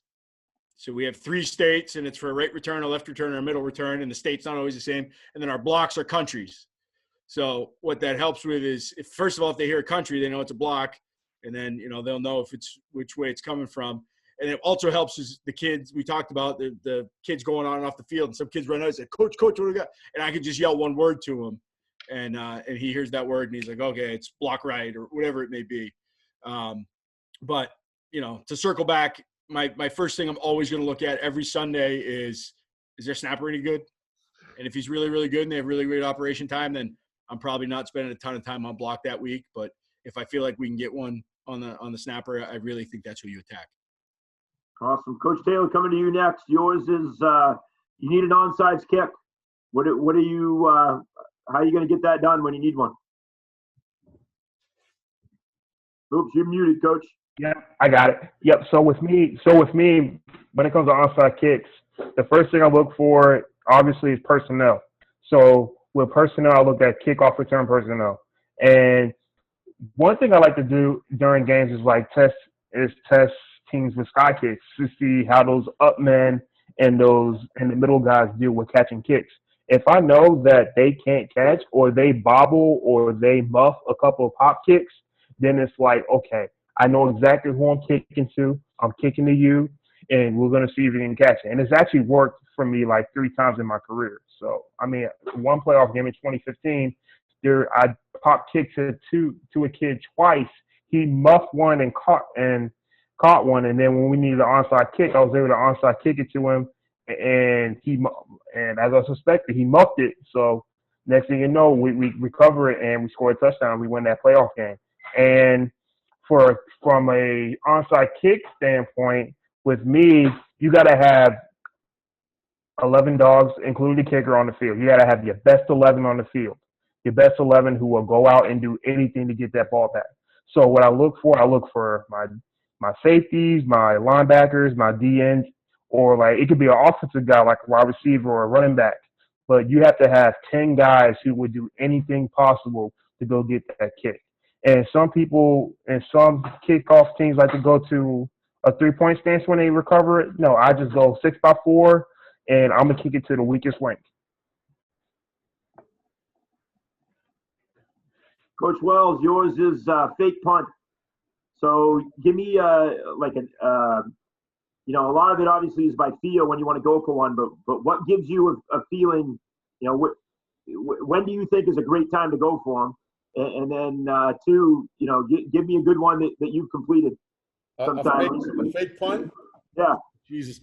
Here's what fake punts are. Fake punts are awesome, and then you never use them. And then, they're not awesome. I can count on one hand the amount of great fake punts that have come off. We had one, the kid would still be running today if my punter at Bowdoin, he looked like friggin' Tom Brady, during the week throwing this fake, and then it's there against Wesleyan. If we hit this thing, we're going to beat Wesleyan. And then he looks like Marsha Brady. So, it's all about kids. it's all about kids. The scheme was great. And then the other time we hit a great one. I mean, I can show you this one. This is fantastic, and the story that goes along with it is even better. But I believe to kind of keep it simple so that you have something in your back pocket. And it's just a little simple, run fake where it's like everybody gaps down and then you kick out the edge. And it's kind of easy to look for. But we'll put in a couple of crazy ones and then you don't use them. And then if you're not going to use them, why put them in? Let's just get good at punting. Running offensive play would probably be better. Here, hold on. So this is a true story. So we're playing the Coast Guard Academy. And that week, my personal protector was a great kid. He used to come in every week. He was a captain for us. And we talk about the fake and how we wanted to run the fake. And we had this fake. We called it silver and gold, right? Silver to the right, gold to the left. And it was a really simple little fake. And we always kept it. It was like the one thing that we always would have in our holster here. So let me see. Quick kicks. Jesus. All right, here we go. Okay, so let me share this up. Bada boom. All right, can everyone see that? All right, so gold and silver, super easy. What we really looked for, because of the nature of how we punt, we knew that we tend to get 4 to one side and 3 to the other. And then we would always look for kind of what these two guys on the backside or, on either side were really kind of doing. And we kind of determined that if we had a week where they were going to line this guy up wide to be a contained guy, and if we thought that this guy was going to be, in the B gap, or if our tackle could get him quick, that we could run gold and silver.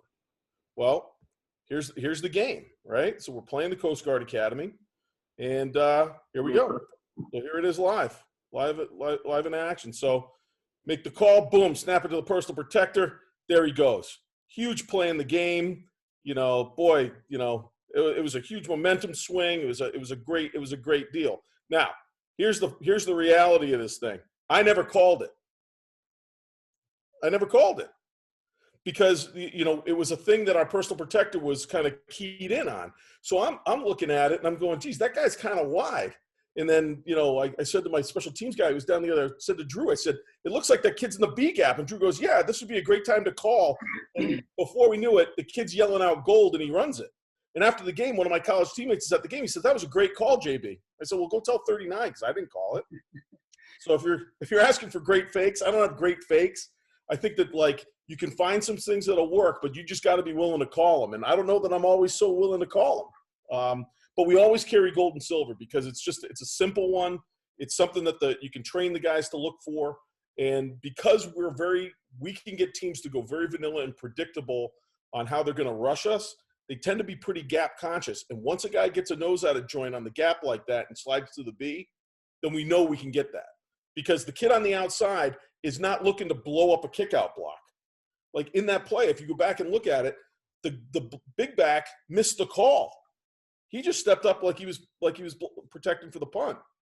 So, just having something simple like that, I love the ones where it's like this and the guy goes back and he throws it and all this other stuff. Look, the bottom line in football hasn't changed. When you throw the football, lots of bad stuff happens. So, you're going to try to ask the punt team to do that. Unless your personal protector's a quarterback, I wouldn't do it. Unless your quarterback's the punter, I wouldn't do it. If we're gonna fake on something, I'd rather get into an offensive formation and train my quarterback, which we do, to short kick the ball. I think that's a better fake to me. So, but that goal fake was awesome for that one moment in time. One moment in time, I looked smart, but it wasn't me. It was Luke. There you go. Coach Carrick, going to come to you next. You talked about the big return that Barassa had in that game. Just be curious, I know I kind of have my own philosophy on this, but how do you coach return guys? I think that fielding the punt is one of the most important things. So, number one, what are you teaching your kind of punt return guys? And then two, do you have what was the scheme on that punt return? I think, are you talking about the Tardif return? Is that the one you had mentioned the Barassa one. Oh, well, I was saying that they were both real good players. Yeah, either one. Give me the scheme on those, but also just talk to me a little bit about how you coach up return guys in general. I have something funny to say about that one, too. In '94, we're down by 7, 36 seconds left, and I called punt block. Well, we weren't very good at punt block, and honest to goodness, we never coached this, but we always preached if we don't block it, peel right. Now the kids understood that because all of our punt returns, and we've been real good with that over the years, I think. And ironically enough, so there's 36 seconds left. We try to go for the block. Now I'm disappointed. Steve Tardif, I always said, is probably the best player I ever coached.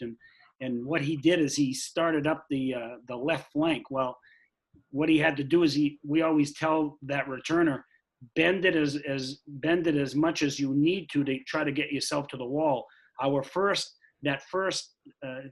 guy that really takes pride in blocking, now you can't even block that way. You could knock somebody out of their cleats, but now you have to extend your arms and all. But we always had an assassin that could do that. And Steve Tardif and Barras and all those guys understood that.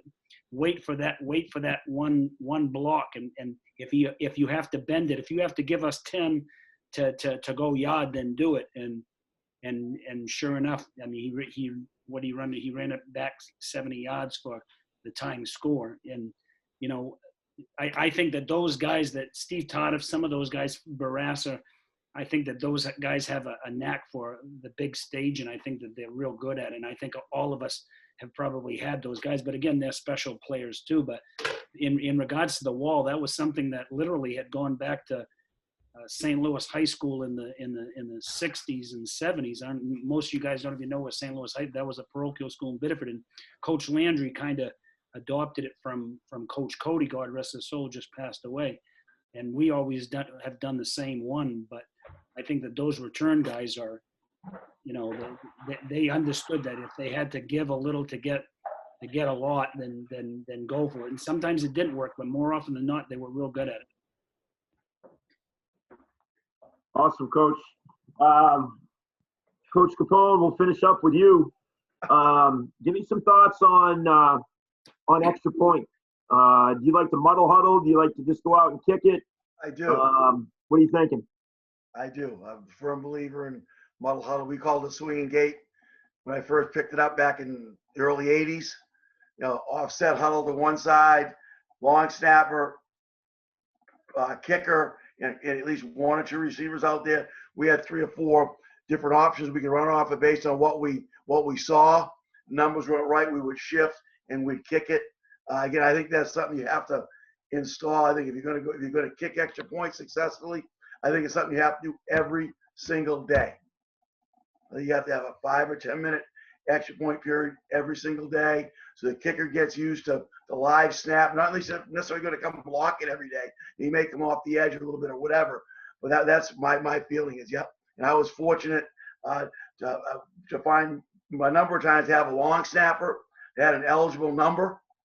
So I'd have a couple of one or two receivers off the ball, and many times teams would not cover the snapper and just throw it. A guy like by the name of Jason Fuller was one of the best players I ever coached. He probably had in his junior and senior, he probably had 10 2-point conversions.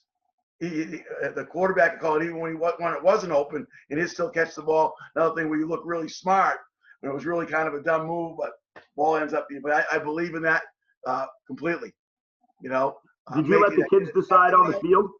Excuse me? Did you let the kids decide on the field whether or not to go, or did you have a call from the sideline? They had a couple of parameters. I said, and based on the numbers over the big huddle, if we knew going in that we had a great wide receiver, and we liked that matchup, we were going to catch the ball and go one-on-one, hand signal, either a slant, usually either a slant or a fade, and we just boom, and whatever. If we liked it, we liked it. If we didn't, and we did the same thing for a couple of years when I was at Bates as well. Awesome, Coach. If I really wanted to get one in a crucial situation, the one finger goes up, and all options are always still line up that way. And for some reason they didn't line up, we might. But chances if I put up one, we were going to come over. We were going to kick the ball. Right. Awesome. Well, fellas, this has been one of the coolest ones that we've done, man. This has been great. I mean, almost 2 hours. I certainly appreciate your time. We'll let some guys who are out there throw on their cameras and their mics and come in, and we can get a couple questions before we shut this down for the night and let these guys go. So, Coach Goff, your first thing. Go ahead, fire away.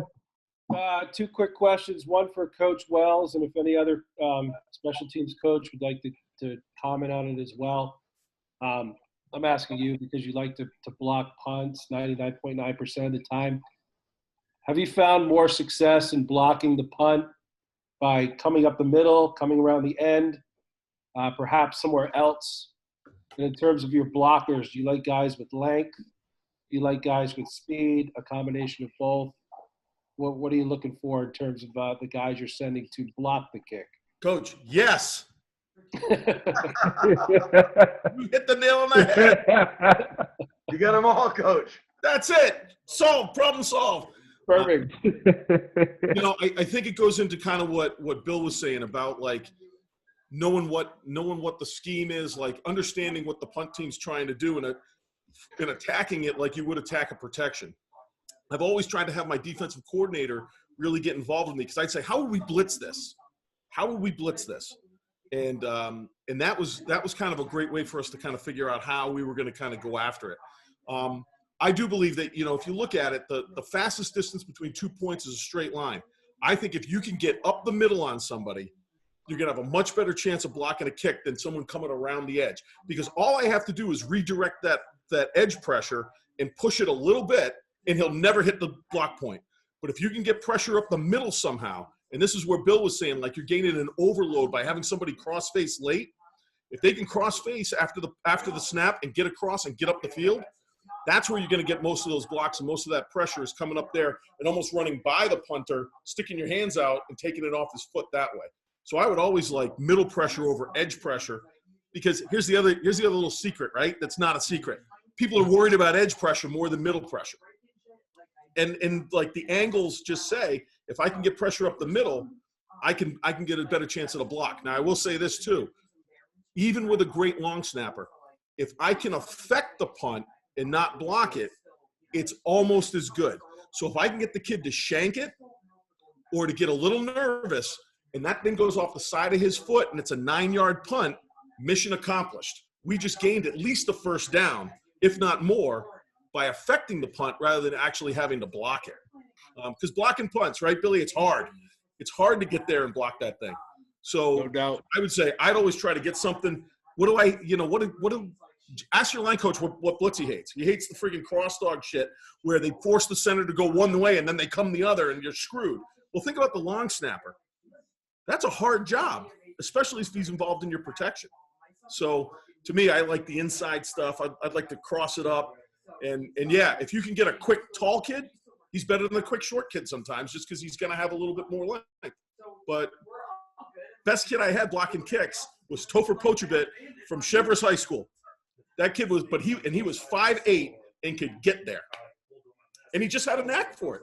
You gotta find that kid that just, why is that kid good at it? I don't know. He just does it. The kid who's my block kid looks terrible. He's got braces and weird hair. He walks funny. Block a kick for you, though, if you need him to block it. That's Awesome. Thank you so much. Another quick question back to Coach Hathaway. You were just discussing the muddle huddle on the PAT. I was watching your championship game against MCI. MCI comes out in a muddle huddle after a touchdown. The center actually snaps it back to the quarterback and then heads out into the right flat. And they attempt to throw him a 2-point conversion. It was defended very well by your team. My question was, A, did that catch you off guard? And if not, B, were you expecting something of that nature? And how did you teach your kids to defend that? Well, my special teams guy, Matt Twitchell, is on here, so I'll give him tons of credit. I believe it was either 2 or 3 years ago before that in the state championship game against Cape Elizabeth, MCI had run the same play. And we had happened to put that film, we had it and happened to put it in our film study. And, so literally a state championship game from a year or two, or maybe even 3 years before, we had seen it.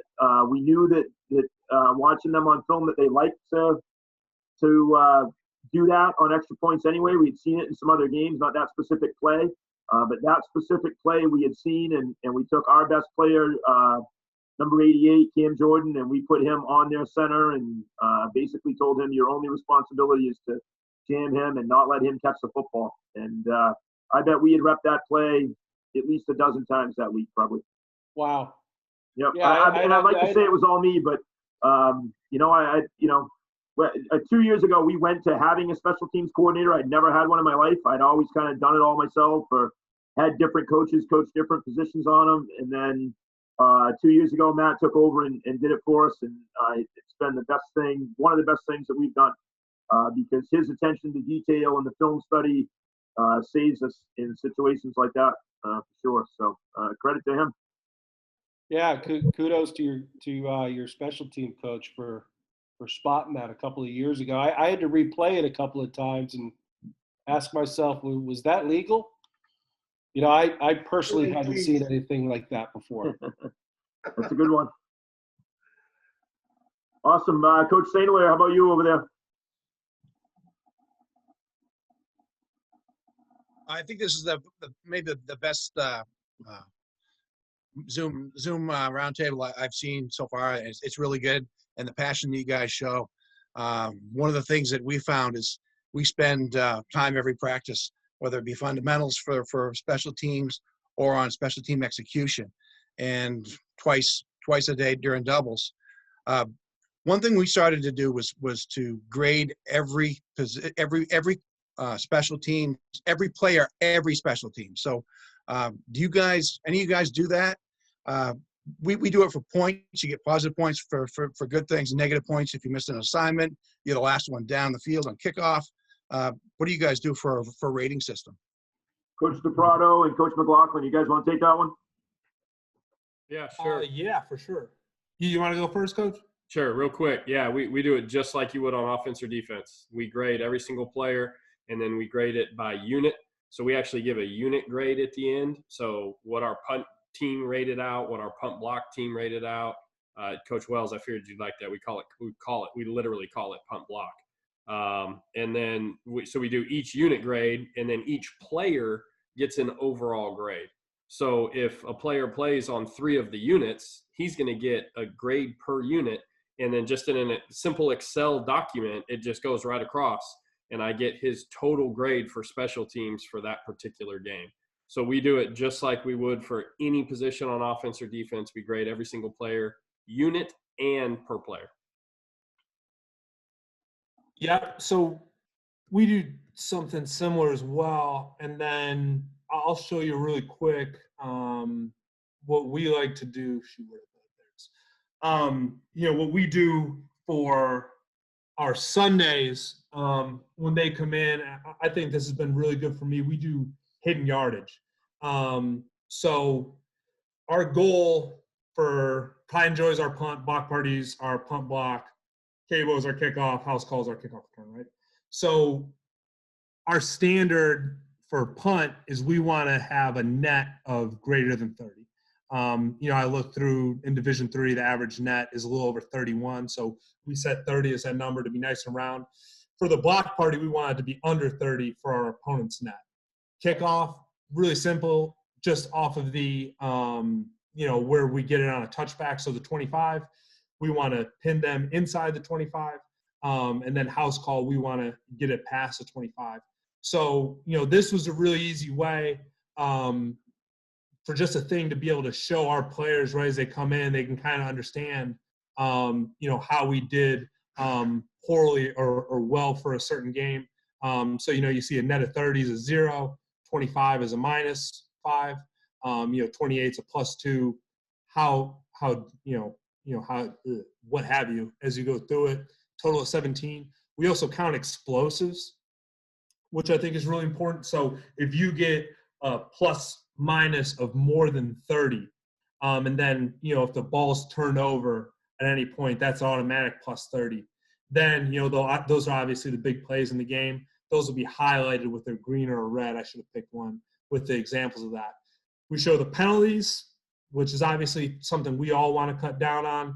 positives, negatives, and then we list the numbers of the guys for the tackles. So, just a way to really show them a quick snapshot after the game. And then for me, it's an easy way to give a real black and white of, are we doing well or poorly on particular units, and, what we need to do to get through them. And then, kind of taking an idea from hockey, we do 3 stars of the game. So after I go through that, I put up, our 3 best special teams players for that particular week. Cause we do a whole special teams player of the game, in our team meeting, they get a t-shirt, whatever else. But, there are other guys throughout the course of the game that, I think deserve recognition. A guy blocks 1 punt, and then obviously he's going to be the guy. But, a guy who is a solid blocker, helped guys get a line, was really good on 4 units. And then, like I talked about in the beginning, as they walk in that meeting, I actually print out an action photo of each of those guys and put it up in the wall in the room that we use for our special teams meeting so they can see it. And then, we take the time to make sure that we recognize those players right there. So that's kind of an extra layer of it that I can use to see the big picture, and I can give the players to really quickly see, the big picture of the game before we jump into, the actual film and stuff like that. Awesome. Thanks, Coach. I think Coach Solomon was in there next. Actually, I've really liked what a lot of you guys had to say, and I've taken a lot of notes. So, as you said earlier, Coach Ath, this is one of the better ones we've had this week. Awesome, Coach. Thanks. Graham, how about you? Hey, I don't have any questions. I just wanted to say thanks for letting a Massachusetts guy spy on the Maine guys. Is that a former Bobcat? Yeah, that's me, Coach. Coach, what's going on, my man? How you doing, brother? I'm good. How you doing? This is a special teams guy right there that returned a blocked field goal against Williams for a touchdown. And then was totally gassed because it was like 95 friggin' degrees in October. He was a hell of a player for us back in the day. Great to see you, man. Good to see you, too. And I was wondering, hoping not, that I was out of the 20 years you got 1 punt blocked. I was hoping that wasn't me. So. No, you weren't there, brother. No, I was after you. You're all set. Thanks a lot, guys. Go Cats. Yeah. What a world. That's awesome. Coach Snell, you got anything?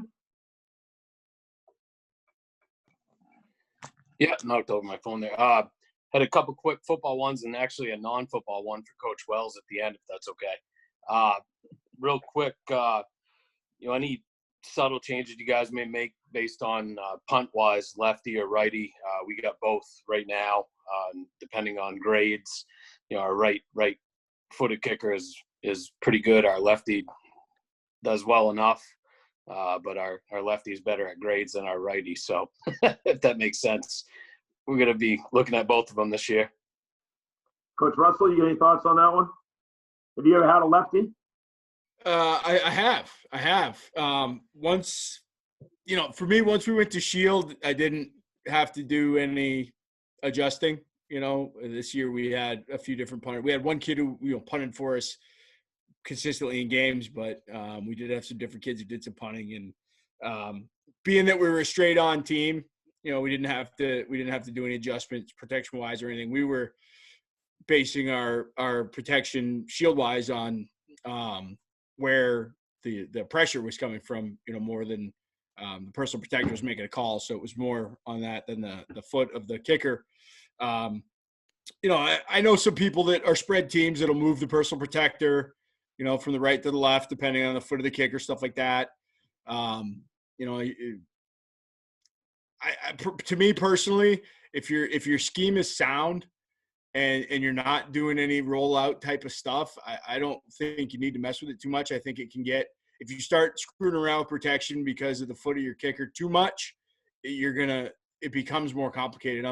I think a lot of us have said kind of the same thing of like, as simple as we can get it, to minimize the teaching, the better. So if you can do something that doesn't have to, change protection too much, then don't. And again, when you're a straight on kick type team, I don't necessarily think you have to. Again, if you're a pro style, you might want to put that personal protector. Most people would want to put that personal protector over, on that side, which makes sense. But don't overhaul too much. Just adjust. I can tell you, Ryan, that this year we had both a right-footed and a left-footed punter, and we used them both, and we kind of rugby with them both, and they're both quarterbacks. So we would, instead of having the guys learn two different things, we would flip the sides. You know what I'm saying? So like if we were going to rugby left, then we would have a strong side, and they would go to that side. If we were going to rugby right, then we would have a strong side, and they would go to that side. That way, the technique that the guy was learning was just that one technique, instead of having them have to know both, because it is different the way that we did it. So. And then, Coach, I just left my contact information in the chat, but with our punt scheme, it's actually built into where we can have two punters on the field and be able to give a lot of different looks in terms of where we're rugbying and how we're protecting and stuff like that. So, it's a little bit probably longer conversation than we have time for right here, but definitely, hit me up and we can talk away from this, and I can kind of show you, how we structure that there. Coach Twitchell will be emailing you because we got both those guys back. Love that. Yeah, let's talk. So what was your other question? Yeah, it's actually for you, Coach Hath. Obviously you guys put a lot of emphasis on special teams. I was at your state game. Can't remember what year it was. It was down in Portland against Winslow, maybe like 12 or something like that. I know you guys had a couple key returns during that game. Obviously, Coach Goff hit on your, what you guys did against MCI. That was another one ahead. What do you guys look at specials-wise, and how many of your key offensive guys are you putting on special teams as far as returns and stuff go?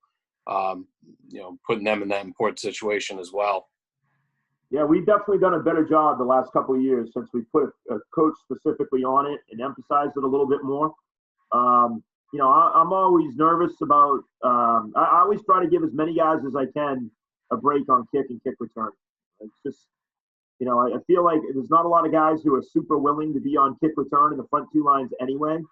So I try to take some trustworthy, my stud JV running back and, some of those guys and put them in the second line. And, we try to pick the most reliable backup linemen we have and tight ends and things like that, put them in the first line. I'll usually use whoever the return guy I think should be your best guy no matter what he is. But I've always thought that on punt, you just use the best guys. And then we kind of roll with two punt return units. We have like a punt return unit for when we're almost 100% sure that you're going to punt, that we'll put out there that has a lot of subs on it. And then we have a punt safe unit that is just our first defense. And we just leave them on the field. And there'll be some games where we use the punt safe unit the entire game. And other games where we might not. So we kind of roll that way. But, probably the biggest special teams play in that MCI game, and they did a good job too. They recovered an onside kick on the opening kickoff. They had some good plays in there, but we early on struggled on offense, and we punted out of our own end. And one of our kids punched the ball out on the return guy, and another guy was there to recover it. And those were both, full-time, two-way play every single snap of the game guys. So I always place a super high premium on punt. I guess that's where it can get fucked up the most in my mind. So. What was your question for Coach Wells? Look, Coach Wells, non-football question for you here. Is KO still running that winter break basketball tournament? I played in that back in 2001, so just curious. KIT? Still running that. Yes, we're still playing the KITs. We won it this year. Nice. There you go. That was good memories from that one. I played in 2001. We came in third, but long time ago, back when I was a little skinnier and a little more athletic. Now, what team were you playing for? I did a postgraduate year at the Taft School down in Watertown. All right. Yep. So we played you guys in baseball and basketball, not football, but we played Hotchkiss, Loomis, all those